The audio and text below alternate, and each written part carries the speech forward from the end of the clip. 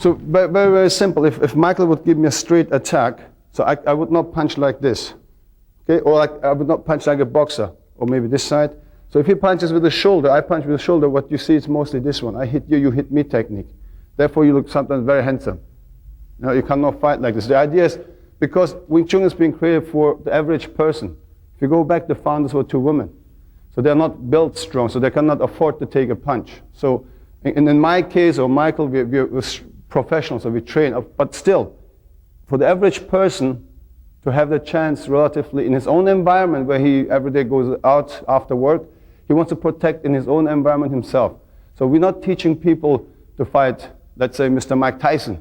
Because if he wants to do that, he must train every day, 3 hours in the morning, 3 hours in the afternoon. So no break, different food, different schedule of his life, but then he's professional again.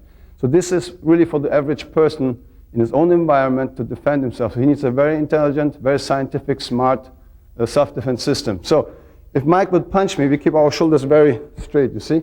So when you look at the general in boxing, your target is your face, your nose. If I punch, this is the longest, the jab is the longest weapon, but where's my face? So if I really look here, this is the length I'm using, this part. But in Wing Chun, we punch, we use the whole arm. So if he gives me a jab, I move in, my arm is always longer. So compare a jab. If I put my shoulder in, just like boxing, where you have a lot of the time this type of situation in boxing. Okay? So also our force and our punch comes from the elbow, which I will go a little bit later into it, how we get strong punches. So if you punch me just a normal punch, if I'm outdoor, my elbow low, it's a substitute for the triangle we have here. If you just leave your hand here, look, the effect here, I split his force, deflect it here. Same as when I'm from outdoor, same position here. If I'm indoor, I lock my fist. Okay, or if he comes cross, I lock my fist. I don't leave it bended, so otherwise he has a hole here.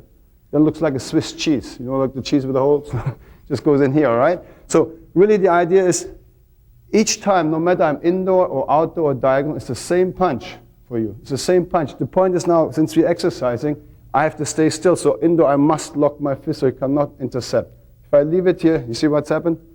Outdoor, I must leave it low. But in action, if he punches me slow motion, I move and look. By the time I affect this already cut, this angle with interception, with the force cuts him already. And then the time when I hit him, it's going to happen this. Look, it's the same momentum, very slow, you see? It's the same punch. If it comes diagonal, it's the same punch.